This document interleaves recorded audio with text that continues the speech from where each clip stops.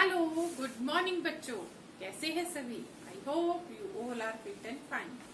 और बच्चों, आप घर में ही रहते होंगे, बाहर नहीं निकलते होंगे, अपने पेरेंट्स का कहना भी मानते होंगे, और सबसे बड़ी बात, जो डेली होमवर्क आपको दिया जाता है हर सब्जेक्ट का, उसको आप कंप्लीट भी करते होंगे। तो बच्चों, अगर आप डेली का होमवर्क डेली कर लेंगे तो आपका पेंडिंग वर्क नहीं रहेगा। ठीक है? तो बच्चों चलिए, आज हम अपना नेक्स्ट आगे का पार्ट शुरू करते हैं। जैसा कि आपको मालूम है, हमारा चैप्टर 4 हीट चल रहा है कई टाइम से।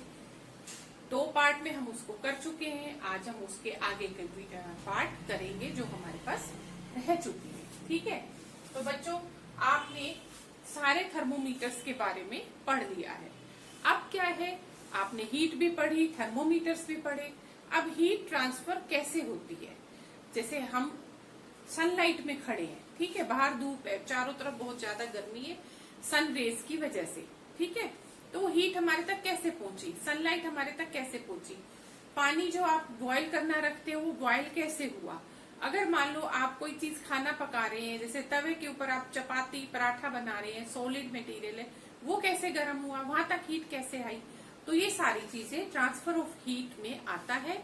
तो किसके थ्रू कैसे हीट ट्रांसफर होती है एक ऑब्जेक्ट से दूसरे ऑब्जेक्ट में, वो अब हम आगे के पार्ट में पढ़ेंगे। ठीक है? तो सबसे पहले आ जाता है बच्चों ट्रांसफर ऑफ हीट, कि हीट की ट्रांसफर क्या होती है। Heat flows from a body to an another body from higher temperature to a lower temperature. ठीक है? मीन्स कि एक बॉडी से दूसरी बॉडी में हीट का ट्रांसफर होना। ठीक है? हायर टेम्परेचर से लोअर टेम्परेचर की तरफ। मीन्स कि जो हीट ट्रांसफर होती है, हायर टेम्परेचर जिस ऑब्जेक्ट का है वो हीट को एक ऑब्जेक्ट से दूसरे ऑब्जेक्ट में, एक जगह से दूसरी जगह पर ट्रांसफर करेगा। तो इस तरीके से हीट ट्रांसफर होती है। और कुछ टाइम के बाद जहां पर हीट ट्रांसफर हो रही है और जो गेन कर रहा है वो भी हीट अप हो जाता है। तो कहने का मतलब ये है, हीट की ट्रांसफिरेशन एक ऑब्जेक्ट से दूसरे ऑब्जेक्ट में जाती है और हायर लेवल से लोअर लेवल की तरफ हीट ट्रांसफर होती है हमेशा। ठीक है?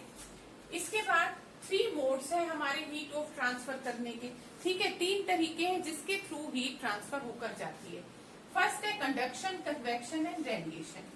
Conduction, convection and radiation. Conduction solids के अंदर हीट ट्रांसफर करता है, कन्वेक्शन लिक्विड्स एंड गैसेस के अंदर, और रेडिएशन जो है नो मीडियम इज रिक्वायर्ड। ठीक है? इसके लिए मीडियम की जरूरत नहीं होती है। ये आगे हम टर्न बाय टर्न डिटेल में पढ़ेंगे। ठीक है? तो जैसे ये है, हीट ट्रांसफर हो रही है, कैसे हो रही है? आप मान लो, एक छोटा सा एग्जाम्पल आपकी बुक में भी दिया हुआ है, आपको उसको मैं समझाती हूँ। मान लो टीचर है, खड़े हैं और बच्चे लाइन वाइज बैठे हैं। टीचर ने आपको एक चौक का टुकड़ा दिया, ठीक है, आपने फर्स्ट बच्चे को दिया, फर्स्ट बच्चे ने सेकंड को, सेकंड ने थर्ड, फोर्थ, इस तरीके से। तो ये जो प्रोसेसिंग होती है वो कंडक्शन में होती है, क्योंकि हीट जो है एक मॉलिक्यूल से दूसरे मॉलिक्यूल में ट्रांसफर होती है। हीट ट्रांसफर होती है मॉलिक्यूल्स टू मॉलिक्यूल्स। ठीक है? इसमें कोई मूवमेंट नहीं होती है कि मॉलिक्यूल चल कर जा रहा है। कन्वेक्शन में क्या होता है, गैसेज और लिक्विड्स में होती है, मॉलिक्यूल्स की मूवमेंट होती है। ठीक है? फर्स्ट बेंच की फर्स्ट रो में मैडम ने चौक दिया, वो उठ कर गया लास्ट में, वहां पर बच्चे को चौक पकड़ाया, लास्ट वाला बच्चा उठ के मिडिल में आ गया, उसने चौक पकड़ाया, आगे वाले बच्चे को दिया। तो इस तरीके से मॉलिक्यूल्स की मूवमेंट हो रही है। रेडिएशन में क्या होता है, मैडम खड़ी है, उन्होंने कोई चीज ली और लास्ट बेंच पे जो बच्चा बैठा है या बीच में जो बच्चा बैठा है उसको फेंका और उसने उसको कैच कर लिया। ठीक है? तो कोई मीडियम नहीं हुआ, मैडम ने थ्रो किया और उसने कैच कर लिया बच्चे ने, तो कोई मीडियम हमें इसमें जरूरत नहीं पड़ी है। तो सेम ये प्रोसेसिंग कंडक्शन, कन्वेक्शन, रेडिएशन में कैसे होती है वो हम देखेंगे। तो सबसे पहले बच्चों हम ले लेते हैं कंडक्शन को। कंडक्शन क्या है? A process by which heat is transferred from the hotter end to the colder end of an object without the movement of material as a whole. Means कि कंडक्शन क्या है? एक ऐसी प्रक्रिया जिसके द्वारा हीट ट्रांसफर होती है हायर लेवल से कोल्डर लेवल की तरफ, और मॉलिक्यूल्स की मूवमेंट के बिना पूरा पार्ट जो है गर्म हो जाता है, हीट अप हो जाता है, हीट ट्रांसफर हो जाती है, और मॉलिक्यूल्स की मूवमेंट नहीं होती। ट्रांसफर हीट किसके थ्रू होती है? मॉलिक्यूल्स टू मॉलिक्यूल्स, ठीक है, हायर से लोअर लेवल की तरफ, और molecules two molecules heat transfer होती है। और कुछ समय के बाद जो पूरा एरिया है, पूरी प्रोसेसिंग है, वो कंप्लीट हो जाती है जब वो हीट अप हो जाते हैं। एक छोटी सी एक्टिविटी, छोटा सा एग्जांपल हम देखते हैं। आप एक स्टैंड लीजिए, ठीक है, स्टैंड के ऊपर आप कोई भी एक रॉड ले लीजिए जो गुड कंडक्टर हो।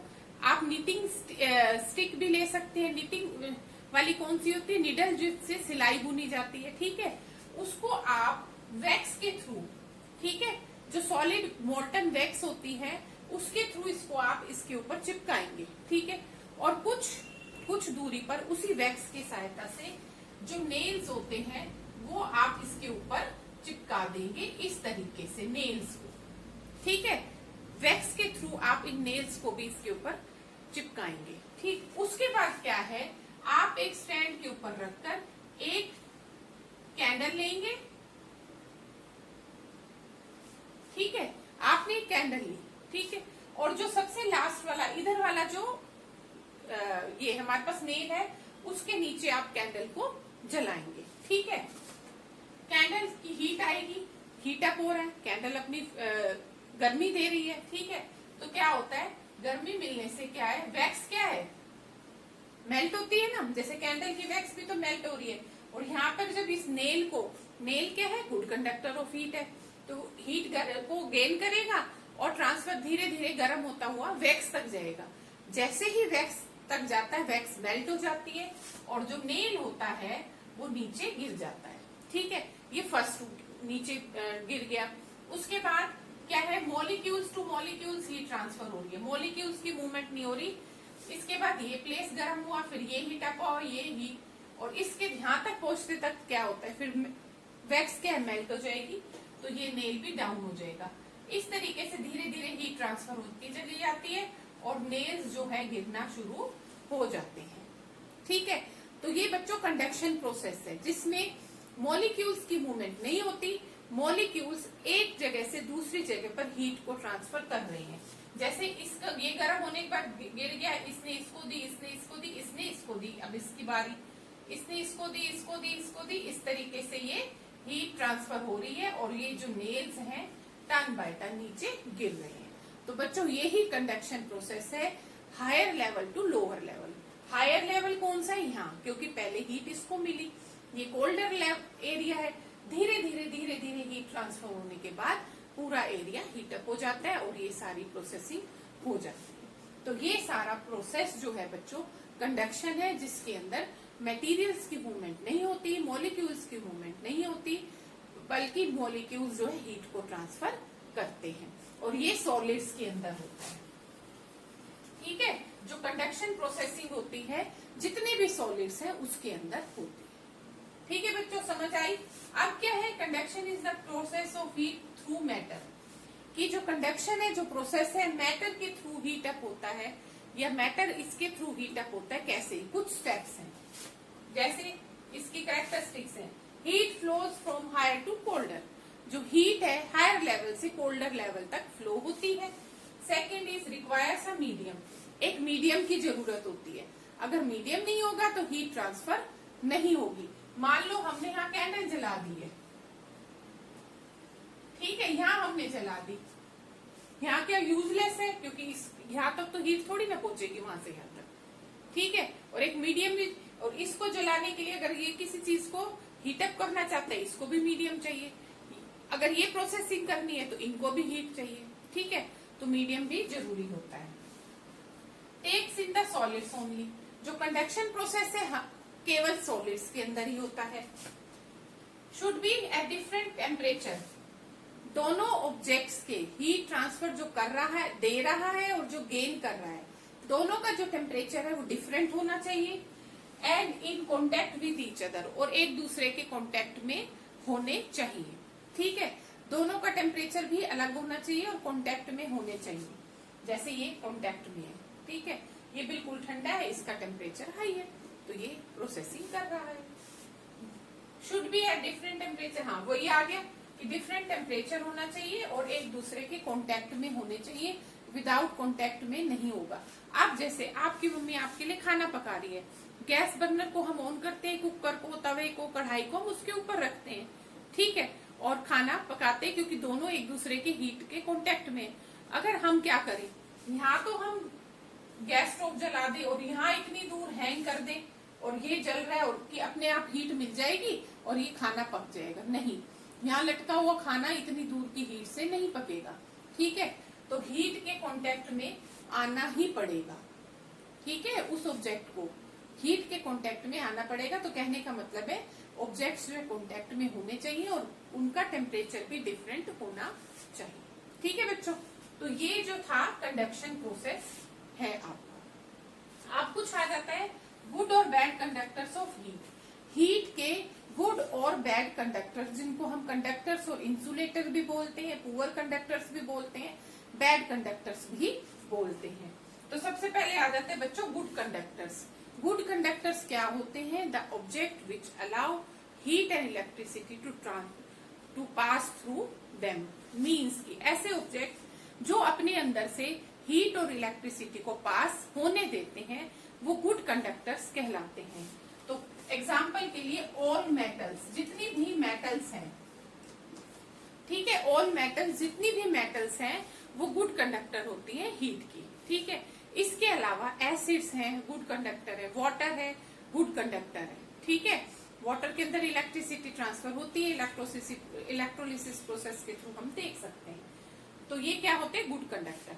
अब आ जाते हैं बैड कंडक्टर, पुअर कंडक्टर और इंसुलेटर्स। तीनों का मतलब एक है, the object which do not allow heat to pass through them. ऐसे ऑब्जेक्ट जो अपने अंदर से हीट को ट्रांसफर नहीं होने देते हैं, उनको हम बैड कंडक्टर बोलते हैं, पुअर कंडक्टर बोलते हैं और इंसुलेटर्स भी बोलते हैं। All non metals are bad conductor of heat and electricity except graphite.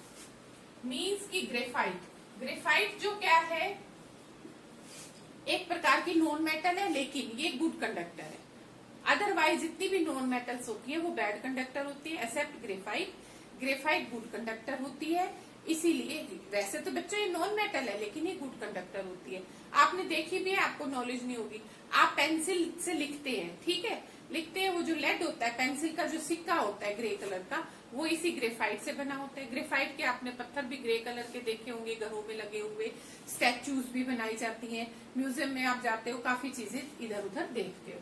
तो ये ग्रेफाइट वैसे तो नॉन मेटल है लेकिन गुड कंडक्टर ऑफ इलेक्ट्रिसिटी है, ठीक है बच्चों। तो ये कंडक्टर्स और इंसुलेटर है, इनके ऊपर भी डिपेंड करता है कंडक्शन का, ठीक है। कंडक्शन, कन्वेक्शन, रेडिएशन, इनके ऊपर भी डिपेंड करती है कौन लेता है। कि कंडक्शन तो है ही है, क्योंकि अगर मान लो हम क्या कहते हैं, प्लास्टिक की चीज है, ठीक है, हीट के पास लेके जाएंगे, क्या होगी? वो मेल्ट हो जाएगी, ठीक है, मेल्ट होगी, हीट को गेन करेगी और मेल्ट होगी। और इलेक्ट्रिसिटी को ट्रांसफर करेंगे, उसके अंदर से इलेक्ट्रिसिटी ट्रांसफर नहीं होगी क्योंकि वो पुअर कंडक्टर है इलेक्ट्रिसिटी की, ठीक है। तो कहने का मतलब इसी तरीके से वुड है, क्या आती है? बैड कंडक्टर में आती है। सूखी लकड़ी को अगर हम बिजली की तार को भी छुए तो कहते हैं मान लो कोई अटक जाए तो सूखी लकड़ी से उसको दूर करो, या प्लास्टिक की चेयर से, प्लास्टिक की चीज से दूर करो। लेकिन क्या है, वाटर जो है वो क्या है? गुड कंडक्टर है। अगर मान लो मॉइस्चर वाली, ठीक है, वो लकड़ी, गीली लकड़ी जिसके अंदर प्रॉपरली मॉइस्चर है, अगर हम उसको यूज करते हैं, इलेक्ट्रिसिटी को टच करते हैं तो करंट लगेगा। कैसे लगेगा बच्चों? क्योंकि उसके अंदर वाटर है, नमी है, वो वाटर जो है इलेक्ट्रिसिटी को कंडक्ट करेगा। तो जो ड्राई वुड है वो बैड कंडक्टर होती है। हमारी खुद की जो ह्यूमन बॉडी है, हम लोग हैं, हम भी गुड कंडक्टर है। आपने नोटिस किया होगा, इलेक्ट्रिकल अप्लायंसेज है, मान लो उनमें कोई प्रॉब्लम हो जाती है, अगर हमारा हाथ टच हो जाता है, हमें तुरंत करंट लगता है, क्योंकि हमारी बॉडी खुद भी गुड कंडक्टर में ही आती है। तो ये कुछ ऑब्जेक्ट्स हैं जो इलेक्ट्रिसिटी को कंडक्ट करते हैं और नहीं करते, ये कंडक्शन नहीं आते। तो गुड कंडक्टर, बैड कंडक्टर, ठीक है बच्चों, ठीक है। तो इस तरीके से कौन से ऑब्जेक्ट इलेक्ट्रिसिटी कंडक्ट करते हैं, कौन से नहीं, ये आप भी सोचना, बताना, ठीक है।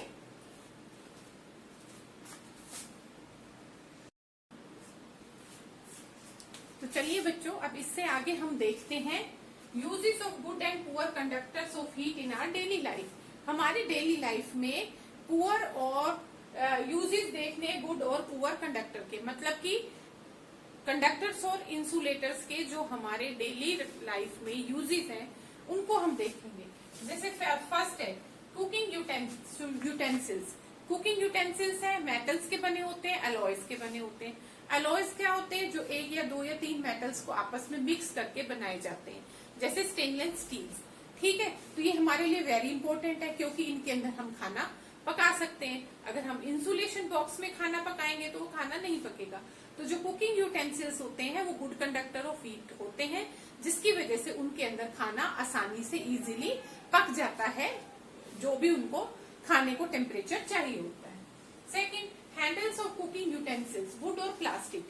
जो हैंडल्स होते हैं कुकिंग यूटेंसिल्स के वो वुड या प्लास्टिक के होते हैं। आपने कुकर देखा है, कुकर का हैंडल होता है। ठीक है, कढ़ाई, कई कढ़ाइयों के हैंडल्स के कवर होते हैं, कई नहीं होते हैं, कई डायरेक्ट मेटल के ही होते हैं। ठीक है, तो मोस्टली जो कुकिंग यूटेंसिल्स होते हैं उनके हैंडल्स जो है वुड और प्लास्टिक के बनाए जाते हैं। इसीलिए वुड और प्लास्टिक क्या है? बैड कंडक्टर ऑफ हीट है।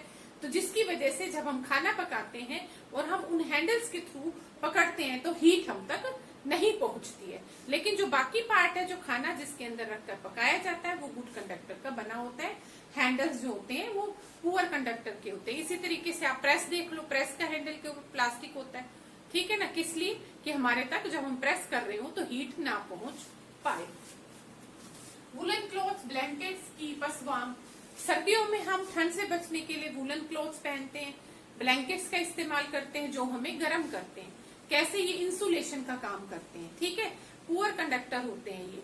तो जो हमारी बॉडी की हीट होती है, जब हम वुलन क्लॉथ पहनते हैं हमें ठंड नहीं लगती, तो जो हमारी बॉडी की हीट अप होती है उसको बाहर नहीं जाने देते, बाहर की ठंडक को हमारे अंदर नहीं आने देते। एक प्रकार का लेयरिंग का काम करते हैं। ठीक है, प्रोटेक्शन का काम करते हैं, जिससे कि हमारी बॉडी वार्म अप रहती है और क्या कहते हैं, हमें ठंड नहीं लगती है।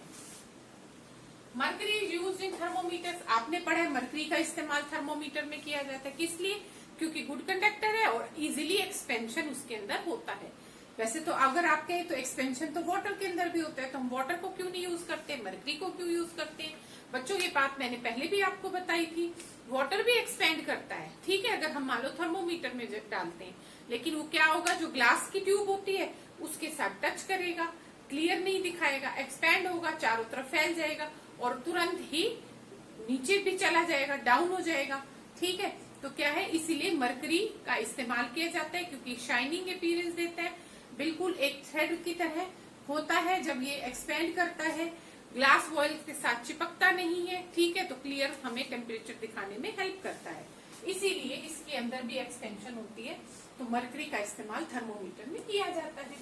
इसके बाद आ जाते हैं insulators like bricks, muds are used in construction.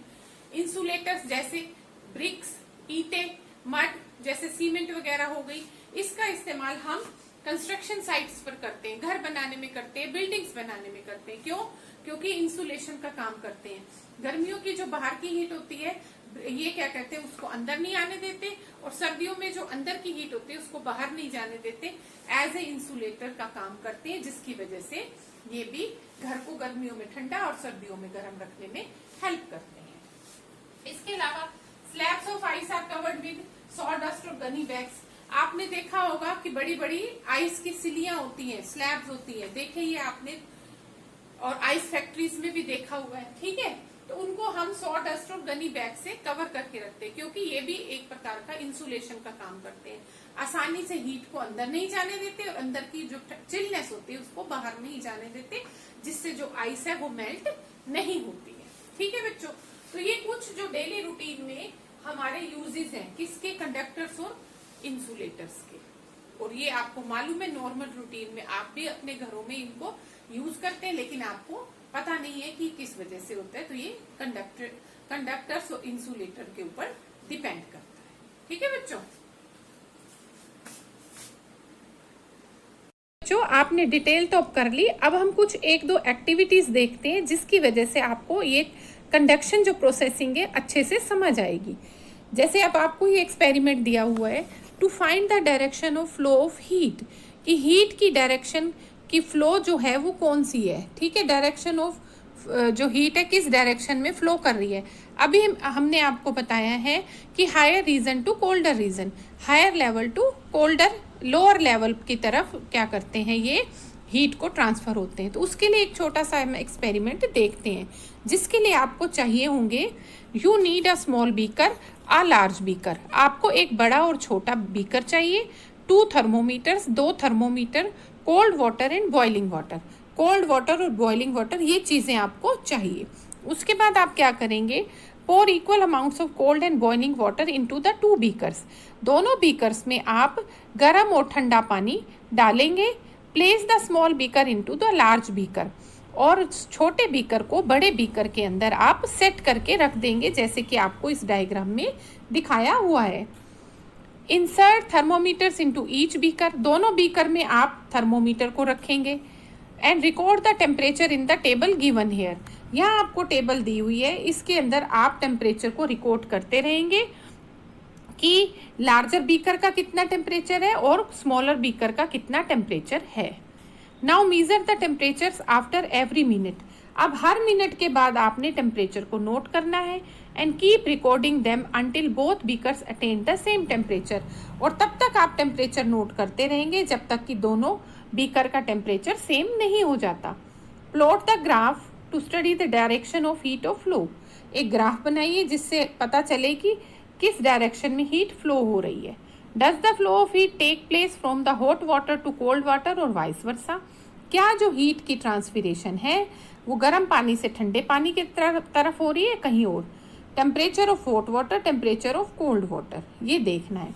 तो बच्चों, कहने का मतलब इस एक्टिविटी से ये है कि आपने सबसे पहले हॉट वाटर का टेम्परेचर नोट करना है, कोल्ड वाटर का टेम्परेचर नोट करना है, और हर मिनट के बाद आप टेम्परेचर देखेंगे, क्योंकि टेम्परेचर में चेंजेस आएंगे। क्यों आएंगे? क्योंकि जो हॉट वाटर है वो हीट ट्रांसफर करेगा कोल्ड वाटर को, और जब तक कि दोनों बीकर का टेम्परेचर सेम नहीं हो जाता, हीट ट्रांसफर होती रहेगी। और जैसे ही दोनों बीकर का टेम्परेचर सेम हो जाएगा, हीट ट्रांसफर होनी बंद हो जाएगी। ठीक है, तो इस तरीके से इस एक्टिविटी के थ्रू हम कंडक्शन प्रोसेस का पता लगा सकते हैं।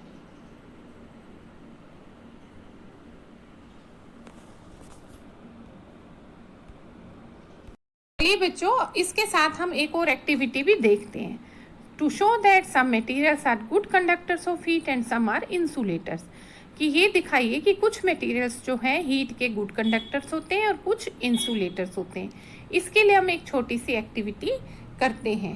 Take hot water in a tumbler. एक ऐसा टम्बलर लेंगे, उसमें हम गर्म पानी लेंगे। Dip copper spoon, glass rod, steel spoon, plastic ruler, rubber tube, tongs, paper roll, wooden spatula inside the hot water. ठीक है, ये सारी चीज़ें जो अभी आपको बताई हैं, ये सारे इस गर्म पानी में आप रखेंगे। The other end of the all objects is kept outside the tumbler. और जो दूसरा सिरा है वो टम्बलर के बाहर होना चाहिए। After 1 minute touch the other end of each object. 1 minute के बाद ईच ऑब्जेक्ट के जो आउटर पोर्शंस हैं इनको आप छुएंगे। You will experience that the objects like copper spoon, steel spoon and pair of tongs get hot. आप पाएंगे कि कॉपर स्पून, स्टील स्पून और पेयर ऑफ टोंग्स जो है वो गर्म फील हो रही हैं। ऑन द अदर हैंड, और दूसरी तरफ, plastic ruler, glass rod, pencils, rubber tube and paper roll don't get hot. और ये सारी चीज़ें गर्म नहीं हुई हैं। क्यों नहीं हुई हैं बेटा? इनके अंदर से जो गर्म हुई थी, इसका मतलब वो गुड कंडक्टर है, और जो नहीं हुई है वो बैड कंडक्टर ऑफ हीट है। This shows that copper spoon, steel spoon etcetera allow the heat to pass through them easily. इससे ये पता चलता है कॉपर स्पून, स्टील स्पून आदि अपने अंदर से हीट को आसानी से पास होने देते हैं, and these are good conductors of heat. और ये गुड कंडक्टर हैं हीट के, और दूसरे जो हैं पुअर कंडक्टर हीट के होते हैं। बच्चों, इसके साथ हम एक एक्टिविटी और देखते हैं। To show that water is a poor conductor of heat, कि water poor conductor of heat है। लेकिन अभी आप सोचेंगे कि मैडम कह रही थी गुड कंडक्टर है, हीट को कंडक्ट करता है। ठीक है, जब हम इसको पानी को गर्म करते हैं गीज़र में, ठीक है, गैस स्टोव के ऊपर रखकर, ये हीट को कंडक्ट करता है और गर्म होता है।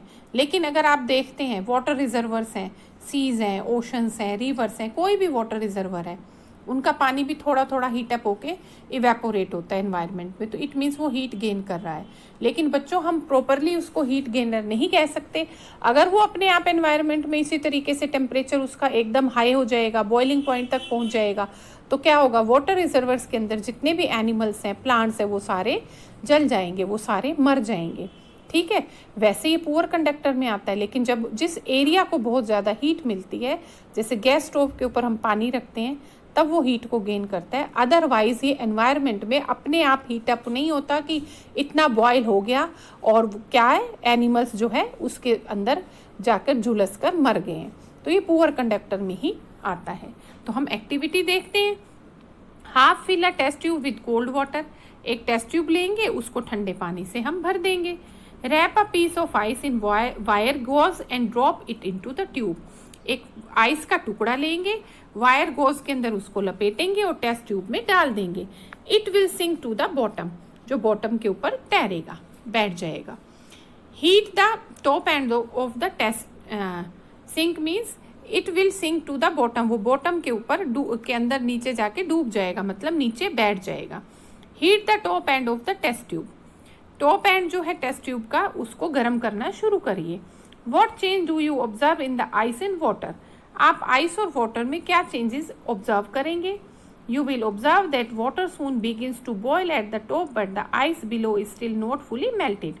आप देखेंगे वाटर जो है टॉप पर, जहाँ इसको हीट मिल रही है, ये बॉयल होना शुरू हो जाता है, लेकिन आइस जो है टोटली मेल्ट नहीं होती है। This shows that water is a poor conductor of heat, जिससे पता चलता है वाटर जो है पुअर कंडक्टर है हीट का। ठीक है बच्चों, नेक्स्ट इसी के साथ एक्टिविटी में दिखाया है, air is a poor conductor of heat. Air भी पुअर कंडक्टर है, वो तो है ही।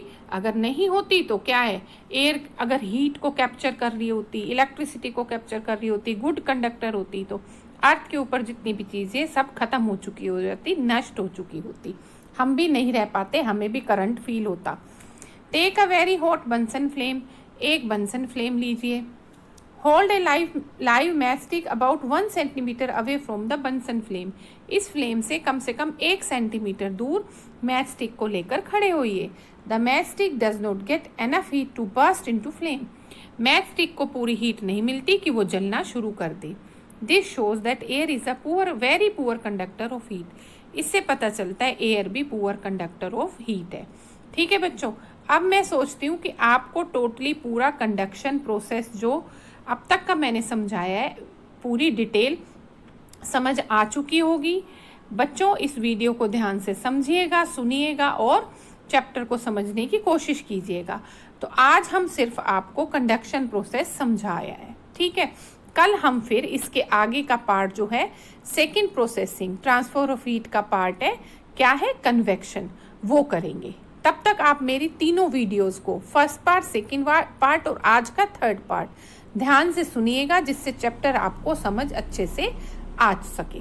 ठीक है बच्चों, तो चलिए बच्चों, ओके बच्चों, बाय बच्चों, हैव अ नाइस डे बच्चों, बाय।